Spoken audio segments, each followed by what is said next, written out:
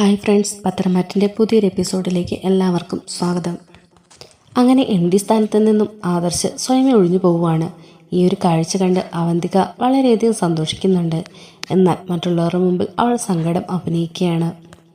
എന്നാൽ അവിടെ നടക്കുന്ന സംഭവങ്ങളെല്ലാം തന്നെ അപ്പോൾ അവന്തിക അവളുടെ അച്ഛനെ അറിയിച്ചു കൊടുക്കുന്നുണ്ട്. മനസ്സ് കല്ലാക്കിക്കൊണ്ട് മുത്തശ്ശൻ വളരെ ദേഷ്യത്തോടു കൂടി അങ്ങോട്ടും ഇങ്ങോട്ടും നടക്കുകയാണ്. ആദർശ് നയനയോട് പറയുന്നുണ്ട്, ഈ ഒരവസ്ഥയിൽ തനിക്കിവിടെ നിൽക്കാൻ വളരെയധികം ബുദ്ധിമുട്ടുണ്ട് എന്നും അതുകൊണ്ട് എങ്ങോട്ടെങ്കിലും പോവാണെന്നും ഒക്കെ പറയുന്നുണ്ട്. എന്നാൽ നയന അതിനെയൊക്കെ എതിർക്കുന്നുണ്ടെങ്കിലും ആദർശ് ഒട്ടും തന്നെ ചെവിക്കൊള്ളുന്നില്ല. എല്ലാവരുടെയും ഉപദേശങ്ങളൊക്കെ അവഗണിച്ചുകൊണ്ട് ആദർശ് പോവാണ്. ശരിക്കും താൻ തോറ്റുപോയതുകൊണ്ട് മുത്തശ്ശനെയും വീട്ടിലുള്ളവരെയൊക്കെ ഫേസ് ചെയ്യാനുള്ള ബുദ്ധിമുട്ട് കൊണ്ട് തന്നെയാണ് ആദർശ് ആ വീട്ടിൽ നിന്ന് പോകുന്നത്. നയന ഒരുപാട് നിലവിളിച്ച് കരയുന്നൊക്കെ ഉണ്ടെങ്കിലും ആദർശ് അതൊന്നും കേൾക്കാൻ തന്നെ കൂട്ടാക്കുന്നില്ല. അവൾ ഗർഭിണിയാണെന്ന് പോലും ചിന്തിക്കാതെ ആദർശ് എല്ലാവരോടും യാത്ര പറഞ്ഞ് അവിടെ നിന്ന് പോവാണ്. നയനയാണെങ്കിൽ ആകെ വിഷമിച്ച് കരഞ്ഞ് നിലവിളിച്ച് ഫുഡൊന്നും കഴിക്കാതിരിക്കുന്ന കാണുമ്പോൾ തന്നെ മുത്തശ്ശി വന്ന് ഒരുപാട് ആശ്വസിപ്പിക്കുന്നുണ്ട്. മുത്തശ്ശി ദേഷ്യത്തോടെയും സങ്കടത്തോടെയും മുത്തശ്ശനോട് ചോദിക്കുന്നുണ്ട്, നിങ്ങളിതൊക്കെ കാണുന്നില്ലേ ഈ പാവത്തിൻ്റെ അവസ്ഥ? ഇനിയെങ്കിലും നിങ്ങൾക്ക് അവനെ ഒന്ന് തിരിച്ചു വിളിച്ചൂടെ? നിങ്ങൾ തിരിച്ചു വിളിക്കാതെ അവൻ ഒരിക്കലും ഇങ്ങോട്ടേക്ക് വരില്ല എന്നൊക്കെ പറഞ്ഞ് മുത്തശ്ശി നല്ലപോലെ കരയുകയാണ്. ഈ പാവം പെണ്ണിൻ്റെ ഈ അവസ്ഥ നിങ്ങൾ കാണുന്നില്ലേ എന്നൊക്കെ ചോദിക്കുന്നുണ്ട്. ഈ ഒരു സംഭവത്തോടു കൂടി അവയും ജലജയും അതേപോലെ നവിയും വളരെ സന്തോഷത്തിലായിരിക്കുകയാണ്. ആരും അറിയാതെ റൂമിനുള്ളിൽ തന്നെ അവർ കേക്കൊക്കെ മുറിച്ച് ആഘോഷിക്കുന്നുണ്ട്. ഇക്കാര്യം അങ്ങനെ പുറത്തറിഞ്ഞാൽ അവയ്ക്കും ജലജയ്ക്കും നല്ല പണി കിട്ടുമല്ലോ. അതുകൊണ്ടാണ് അവർ പേടിച്ച് മറ്റാരെ അറിയിക്കാതെ റൂമിനുള്ളിൽ വെച്ച് കേക്ക് മുറിക്കുന്നത്. അപ്പോൾ നവ്യ പറയുന്നുണ്ട്, നമുക്കിത് പബ്ലിക്കായിട്ട് തന്നെ മുറിക്കണമായിരുന്നു. വലിയൊരു ആഘോഷമൊക്കെ വെച്ച് എല്ലാവരും അറിഞ്ഞ് സന്തോഷമായിട്ട് മുറിക്കണമായിരുന്നു. ശരിക്കും എന്തിനാണ് നമ്മളിത് ഇങ്ങനെ ഒളിച്ചും പാത്തും ചെയ്യുന്നത്? അപ്പോൾ ജലജ പറയുന്നുണ്ട്, അത് പിന്നെ മോളെ, ആദർശ് ഈ വീട്ടിൽ നിന്ന് പോയത് ശരിക്കും മുത്തശ്ശനും മുത്തശ്ശിയൊക്കെ ഒരുപാട് വിഷമമാക്കിയിട്ടുണ്ട്. എല്ലാവരും അതുപോലെ വിഷമിച്ചാണ് നടക്കുന്നത്, മനസ്സ് കല്ലാക്കിക്കൊണ്ട്. ഇതെങ്ങനെ നമ്മളെ വെളിയിൽ വെച്ച് എല്ലാവരും മുന്നിൽ വെച്ച് ചെയ്താൽ അതൊക്കെ പൊട്ടിപ്പുറവിട്ട് എല്ലാവരുടെ നമ്മുടെ നേരെ വരും. അതിൻ്റെയൊക്കെ ആവശ്യം എന്താ മോളെ? എന്തായാലും നമ്മുടെ സന്തോഷം അത് നമ്മൾ മാത്രം അറിഞ്ഞാൽ മതി. അത് നമ്മൾ ആഘോഷിക്കുന്നു, അത്രയേ ഉള്ളൂ. അപ്പോൾ നവ്യ പറയുന്നുണ്ട്, എൻ്റെ ഭർത്താവിനെ ജയിലിൽ കയറ്റുകയും അതുപോലെ സ്ഥാനമാനങ്ങളിൽ നിന്നെല്ലാം ഒഴിവാക്കുകയും ഒരു ശമ്പളം പോലും കൊടുക്കാതെ വീട്ടുജോലിക്കാരനാക്കുകയൊക്കെ ചെയ്തില്ല ഇവിടെയുള്ളവർ. അതുകൊണ്ട് തന്നെ ആ കിളവനും അതുപോലെ ആദർശും എല്ലാവരും തന്നെ അനുഭവിക്കണം. എൻ്റെ ഭർത്താവിനെ കൊച്ചാക്കിക്കൊണ്ട് എല്ലാവരും കൂടെ ആ ആദർശിനെ മല പോലെ വളർത്തിയതല്ലായിരുന്നു. എന്തായാലും അവനെ വളർത്തിയവർ തന്നെ അവൻ്റെ കാലിൽ പിടിച്ച് വലിച്ച് താഴെയിട്ടില്ലേ, എനിക്കത് മതി എന്നൊക്കെ പറഞ്ഞ് നവ്യ വളരെയധികം സന്തോഷിക്കുന്നുണ്ട്. ഈ സമയത്ത് അവന്തിക അച്ഛനെ വിളിച്ച് കാര്യങ്ങളെല്ലാം തന്നെ അറിയിക്കുന്നുണ്ട്. അച്ഛനാണെങ്കിൽ അവളോട് പറയുന്നുണ്ട്, എത്രയും പെട്ടെന്ന് ഇങ്ങോട്ട് തന്നെ വാ, ഞാനിവിടെ ഡിന്നർ പാർട്ടിയൊക്കെ അറേഞ്ച് ചെയ്ത് വെച്ചിട്ടുണ്ട്. അങ്ങനെ അവന്തിക അവിടേക്ക് ചെല്ലുന്നുണ്ട്. അവിടെയാണെങ്കിൽ ആ മാനേജറും അതുപോലെ അവളുടെ അച്ഛനും അവൾ മാത്രമേ ഉണ്ടായിരുന്നുള്ളൂ. നാഗേന്ദ്രൻ അവളോട് പറയുന്നുണ്ട്, മോളെ, ഇന്ന് നിനക്ക് എന്ത് വേണമെങ്കിലും നീ പറഞ്ഞു, അത് ഞാൻ നിനക്ക് സാധിച്ചു തരും. കാറ് വേണോ, വീട് വേണോ, അത് മോൾക്ക് എന്ത് വേണമെന്ന് വെച്ചാലും പറഞ്ഞു. അപ്പോൾ അവന്തിക പറയുന്നുണ്ട്, അച്ഛനെ ആ വീട്ടിൽ നിന്നും ആ കമ്പനിയിൽ നിന്നും ഇറക്കി വിട്ടയാളാണ് ആ മുത്തശ്ശൻ. അതുപോലെ തന്നെ അയാളുടെ മകനെയും അയാൾ കഴുത്തെ പിടിച്ച് ഇറക്കി വിട്ടതിന് തുല്യമായില്ലേ, ഇനി അയാളും ആ പടി ഇറങ്ങണം, അതാണ് എൻ്റെ ആഗ്രഹം എന്നൊക്കെ പറയുകയാണ്. അങ്ങനെ അവർ ഓർഡർ ചെയ്ത ഫുഡൊക്കെ കഴിക്കുന്നുണ്ട്. അതിൻ്റെ കൂട്ടത്തിൽ അയാൾ പറയുന്നുണ്ട്, ഇതല്ല മോളെ, ഞാൻ ഇതിലും വലിയൊരു പാർട്ടി അറേഞ്ച് ചെയ്തിട്ടുണ്ട്. എന്തായാലും ഞാൻ ആരാണെന്ന് ഇവിടെ ഉള്ളവർക്ക് ആർക്കും അറിയില്ലല്ലോ. എല്ലാവരുടെയും കണ്ണിൽ ജ്വല്ലറിയുടെ ഓണർ ദേ ഈ നിൽക്കുന്ന മാനേജറാണ്. തൽക്കാലം അങ്ങനെ തന്നെ ഇരുന്നോട്ടെ. എൻ്റെ മുഖം മൂടി ഞാൻ ഇപ്പോൾ അഴിക്കുന്നില്ല. എനിക്ക് കുറച്ച് കാര്യങ്ങൾ കൂടി ചെയ്തു തീർക്കാനുണ്ട്. അതിനുശേഷം മാത്രമേ ഞാൻ ആരാണെന്ന് ഇവിടെയുള്ളവർ അറിയാൻ പാടുള്ളൂ. പിന്നെ ആ പാർട്ടിയിലെ മുഖ്യ അതിഥി അത് നവ്യായിരിക്കണം. അപ്പോൾ അവന്തിക ചോദിക്കുന്നുണ്ട്, അതെന്തിനാ അച്ഛാ അങ്ങനെ? അത് പിന്നെ മോളെ, ഇപ്പോൾ ജ്വല്ലറിയുടെ മോഡൽ നവ്യയാണ്. അവളിപ്പോൾ ആകെ ഒന്ന് തിളങ്ങി നിൽക്കുക. എന്തായാലും അവളിപ്പോൾ ഒന്ന് തിളങ്ങി നിൽക്കുക. അതുകൊണ്ട് തന്നെ നേട്ടം ഉണ്ടായിരിക്കുന്നത് നമുക്കാണ്. അവൾക്ക് നല്ല കഴിവുമുണ്ട്. മാത്രവുമല്ല, മൂർത്തി ജ്വല്ലറിയിലെ മരുമകൾ ജ്വല്ലറിയുടെ മോഡൽ എന്ന് പറയുമ്പോൾ തന്നെ ചില്ലറ ബിസിനസ് തന്ത്രമാണെന്നാണ് മോള് കരുതിയത്. അത് ഏറ്റവും വലിയ കുതന്ത്രമാണ് എന്നിങ്ങനെ പറയുകയാണ്. അല്ലച്ച, ഈ നവീനെ പിടിച്ച് സ്പെഷ്യൽ ഗസ്റ്റ് ആക്കുന്നതിൻ്റെ ഉദ്ദേശം എന്താ? അത് പിന്നെ ഞാൻ പറഞ്ഞില്ലേ മോളെ, ഇപ്പോൾ ജ്വല്ലറിയുടെ ഷെയർസ് 25% ഉയർന്നിരിക്കുക. അതേസമയം മൂർത്തി ജ്വല്ലറിയുടെ ആണെങ്കിൽ 15% താഴ്ന്നിരിക്കുക. ആ ഉണ്ടാക്കിയിരിക്കുന്ന ഓളം എത്രത്തോളമാണെന്ന് മോക്ക് പറഞ്ഞാൽ മനസ്സിലാവില്ല. ഈ ഒരൊറ്റ സംഭവത്തോടു കൂടി ലോകമെമ്പാടുമുള്ള മൂർത്തി ജ്വല്ലറിയുടെ ഷെയർസ് മൊത്തം ഇടിഞ്ഞിരിക്കുക. വർഷങ്ങളായിട്ട് മൂർത്തി ജ്വല്ലറി ഇങ്ങനെ നമ്പർ 1 തന്നെ പൊയ്ക്കൊണ്ടിരിക്കുകയാണ്. അത് കാരണവന്മാരുമായിട്ട് ചെയ്തു വെച്ചതിൻ്റെ ഗുണങ്ങളാണ്. 100 വർഷത്തെ പാരമ്പര്യമാണ് അവർക്കുള്ളത്. ആ ഒരു സമയം മുതൽ മൂർത്തി ജ്വല്ലറി കൂപ്പുകുത്തിയിട്ടില്ല. അവരുടെ കരിയറിൽ തന്നെ ഇത് ആദ്യത്തെ സംഭവമാണ്. ആദ്യമായിട്ട് ആണ് അവരിങ്ങനെ മൂക്കുകുത്തി വീഴുന്നത്. അത് എന്തുകൊണ്ടും നമുക്ക് നല്ലതാണ്. അതുകൊണ്ട് തന്നെയാണ് നവ്യയെ കൊണ്ട് 2 വർഷത്തേക്കിന് എഗ്രിമെൻറ്റിൽ ഒപ്പിടിപ്പിച്ചത്. അതുമാത്രമല്ല, അവൾക്ക് ഞാൻ കമ്പനിയിലൊരു സ്ഥാനം കൂടി കൊടുക്കാൻ പോവാ. അച്ഛനിത് എന്തൊക്കെയായി പറയുന്നേ? അവൾക്കിവിടെ എന്ത് സ്ഥാനം കൊടുക്കാനാന്നാ? അച്ഛന് വേറെ പണിയൊന്നുമില്ലേ? അങ്ങനല്ല മോളെ, അതൊക്കെ വേണം. എന്നാൽ മാത്രമേ അവളെ പതിയെ നമ്മുടെ കമ്പനിയിലേക്ക് ആക്കാൻ പറ്റൂ. അതുമാത്രമല്ല, മോളിപ്പോൾ പറഞ്ഞില്ലേ എൻ്റെ മോനെ അബിയെ അവിടുത്തെ വേലക്കാരനാക്കിയിരിക്കുകയാണെന്ന്. അവന് ഞാനൊരു ജോലി കൊടുക്കും. ജോലിയല്ല, ഇവിടുത്തെ അസിസ്റ്റന്റ് മാനേജറാക്കും ഞാൻ. അതുപോലെ എൻ്റെ ഭാര്യ, അവളെയും അവിടുത്തെ വേലക്കാരിയാക്കിയിരിക്കുകയല്ലേ, അതിനുള്ള മറുപടി ഞാൻ കൊടുക്കുന്നുണ്ട് എന്നൊക്കെ പറഞ്ഞുകൊണ്ട് അവരവിടെ നിന്ന് ആഘോഷിക്കുകയാണ് കേട്ടോ. അതിനുശേഷം GM അവിടെ നിന്ന് പോകുന്നുണ്ട്. അപ്പോൾ അയാൾ പറയാണ്, മോളെ നമ്മൾ വലിയൊരു ഗ്രാൻഡ് ഫംഗ്ഷൻ തന്നെയാണ് അറേഞ്ച് ചെയ്യുന്നത്. പഴയ പൊളിറ്റീഷ്യൻസിനെ നമ്മൾ ക്ഷണിച്ചിട്ടുണ്ട്. ഒരു കാരണവശാൽ അതിലെ വീഡിയോസൊന്നും നമുക്ക് ലീക്കാവാൻ പാടില്ല. എന്തായാലും ഇതൊക്കെ നടത്തുന്നത് നമുക്ക് ലാഭം തന്നെയാണ്. ഇത്രയും വലിയ മൂർത്തി ജ്വല്ലറിയെ തല പറ്റിച്ച് ജ്വല്ലറി ഇത്ര ഉയരത്തിലെത്താൻ പറ്റിയില്ലേ, അതുതന്നെ മീഡിയയ്ക്കുള്ളിൽ ഒരു സംസാര വിഷയമാണ്. അതൊക്കെ ശരിയാച്ചാ, പക്ഷേ ഇനിയും മൂർത്തി മുത്തശ്ശൻ അടങ്ങിയിരിക്കുമെന്ന് അച്ഛന് തോന്നുന്നുണ്ടോ? ആദർശേട്ടൻ വീട് വിട്ട് ഇറങ്ങിപ്പോയി. ഇനിയിപ്പോൾ മുത്തശ്ശൻ രണ്ടും കൽപ്പിച്ചാ തീരുമാനമെടുക്കുക. എന്തായാലും ആദർശേട്ടനെ ചതിച്ചതാരാണെന്ന് കണ്ടുപിടിക്കാൻ മുത്തശ്ശൻ ആത്മാർത്ഥമായിട്ട് തന്നെ ശ്രമിക്കുന്നുണ്ട്. അതൊന്നും സാരമില്ല മോളെ, അയാൾ എത്ര തലകുത്തി നിന്ന് പരിശ്രമിച്ചാലും എൻ്റെ പിന്നാലെയൊന്നും വരാൻ പോകുന്നില്ല. പിന്നെ ആ അമേരിക്കൻ കമ്പനിയുടെ PR ആവെന്നും പറഞ്ഞ് ആദർശിന് ജ്യൂസ് കൊടുത്ത ആ പെൺകുട്ടിയെ ആദർശ് അന്വേഷിക്കുന്നുണ്ട്. അവരെ എങ്ങാനും കൈ കിട്ടുമോ? ഒരിക്കലും ഇല്ല മോളെ, അവളെയൊന്നും ഒരിക്കലും പിടികൂടാൻ പോകുന്നില്ല. അതിനുള്ള ഏർപ്പാടുകളൊക്കെ ഞാൻ ചെയ്തു വെച്ചിട്ടുണ്ട്.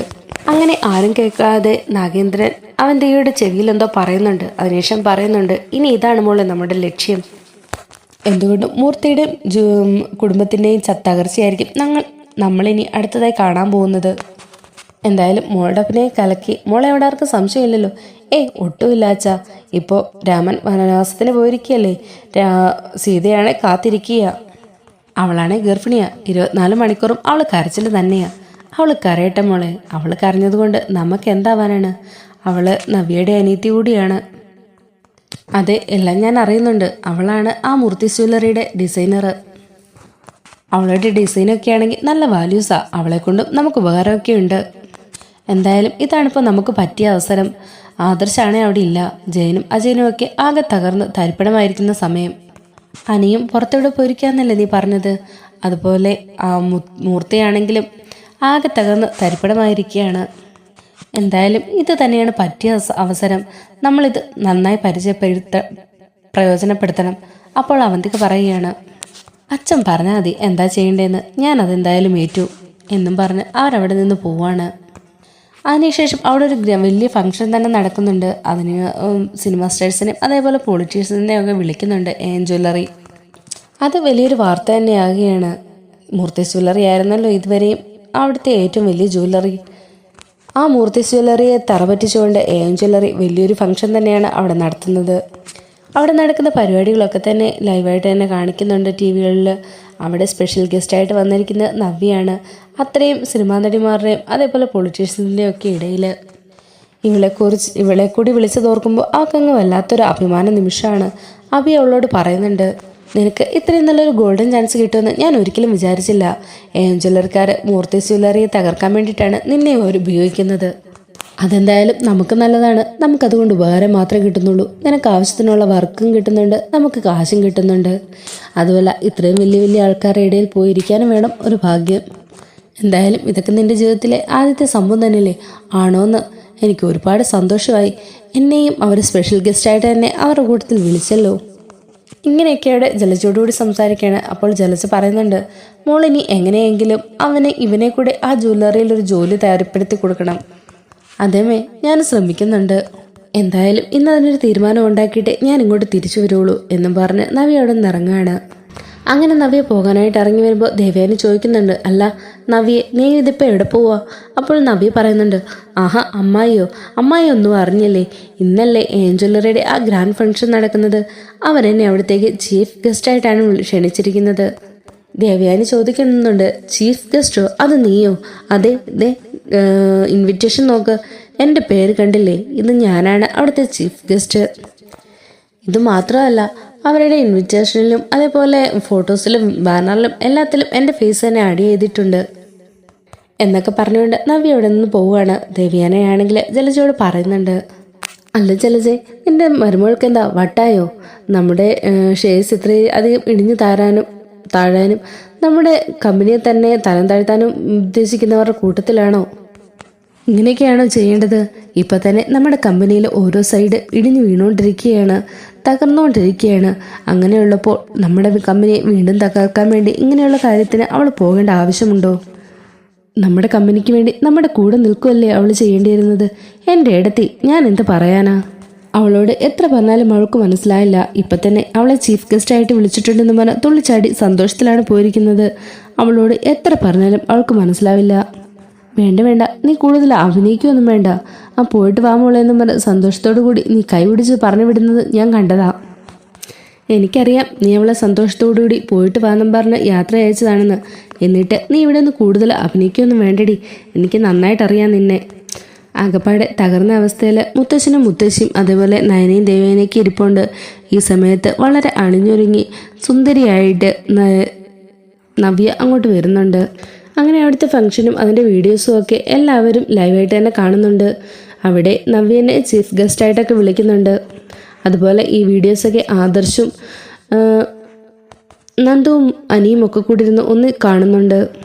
അങ്ങനെ ചീഫ് ഗസ്റ്റായിട്ട് വിളിക്കുന്ന നവ്യയാണെങ്കിൽ ഏഞ്ചലറിക്ക് നന്ദിയൊക്കെ പറയുന്നുണ്ട്, ഇതേപോലൊരു സ്ഥാനമൊക്കെ തന്നതിൽ. അങ്ങനെ എല്ലാവരുടെയും കൂടെ നിന്ന് അവളും ദീപം തെളിയിക്കുന്നുമുണ്ട്. ഇതൊക്കെ കാണുമ്പോൾ നവ്യയ്ക്ക് ഒരുപാട് സന്തോഷമാകുന്നുണ്ട്. അതുപോലെ അവിക്കും ഒരുപാട് അഭിമാനമൊക്കെ ആകുന്നുണ്ട്.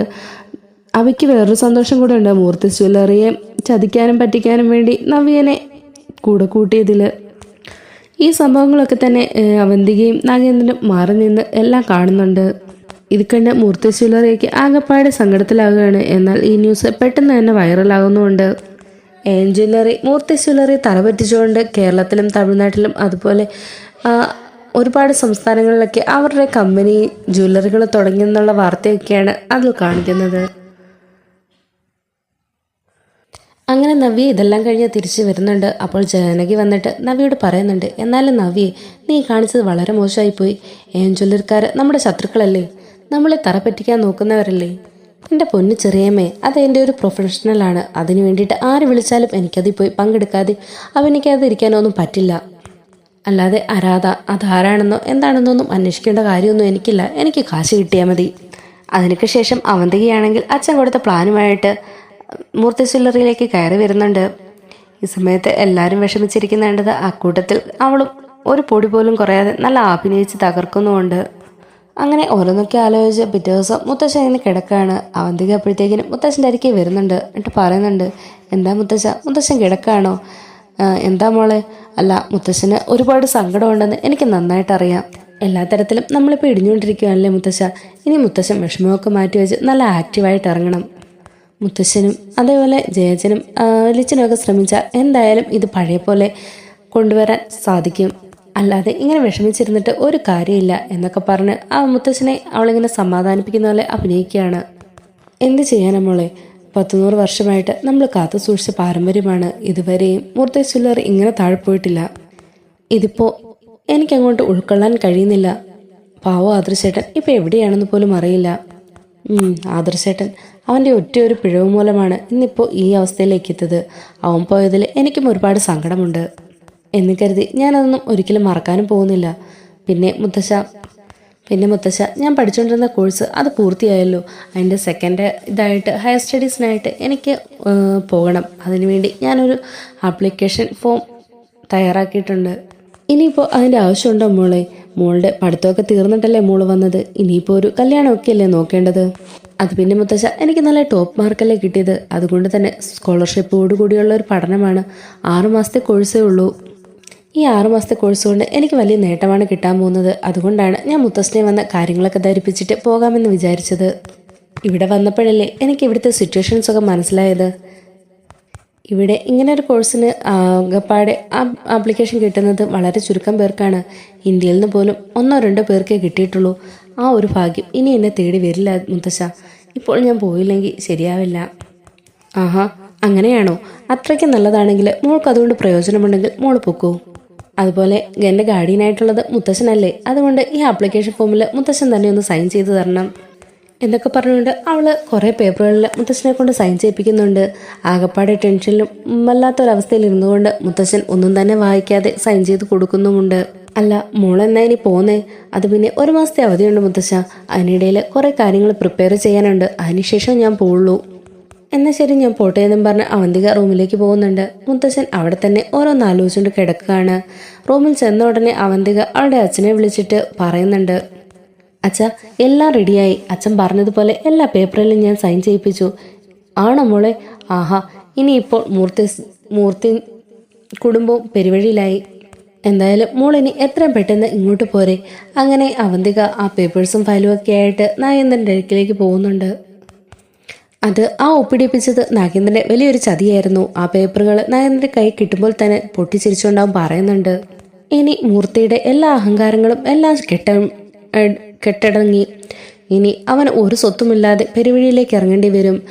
ആ പേപ്പറുകളിൽ മൊത്തം മൂർത്തി മുത്തശ്ശൻ അവന്തികയുടെയും അതേപോലെ നാഗേന്ദ്രൻ്റെ പേരിലേക്ക് സ്വത്തെല്ലാം ഇഷ്ടദാനം എഴുതി വെച്ചതിൻ്റെ പേപ്പറുകളായിരുന്നു. മുത്തശ്ശനാണെങ്കിൽ ആ മാനസികാവസ്ഥയിൽ ഒന്നും വായിക്കാതെയായിരുന്നു അതിനകത്ത് മൊത്തം ഒപ്പിട്ട് കൊടുത്തിരുന്നത്. അങ്ങനെ മുത്തശ്ശൻ ഇഷ്ടദാനം എഴുതി കൊടുത്തതുപോലെയാണ് ആ ഫയൽസ് എല്ലാം ക്രിയേറ്റ് ചെയ്തത്. അങ്ങനെ മുത്തശ്ശൻ അറിയാതെ തന്നെ വലിയൊരു ചതി തന്നെയാണ് അവിടെ നടന്നത്. ഇത് അവന്തികയും നാഗേന്ദ്രനും വളരെ ഗംഭീരമായിട്ട് തന്നെ ആകർഷിക്കുന്നുമുണ്ട്. ഈ ഒരു സമയത്ത് നാഗേന്ദ്രൻ പറയുന്നുണ്ട്, ഇനി നമുക്ക് ആരെയും പേടിക്കേണ്ട കാര്യമില്ല. നമുക്ക് കിട്ടേണ്ടതെല്ലാം നമുക്ക് കിട്ടി. ഇനി നമുക്ക് പതിയെ അനന്തപുരിയിലേക്ക് എൻട്രി ആവാം. അങ്ങനെ നാഗേന്ദ്രനും അവന്തികയും കൂടി അനന്തപുരി തറവാട്ടിലേക്ക് എത്തുന്നുണ്ട്. അവിടെയാണെങ്കിൽ ആദർശൊരികെ ബാക്കി എല്ലാവരും തന്നെ ഉണ്ട്. അനിയും സൈതം തിരിച്ചെത്തിയിരുന്നു.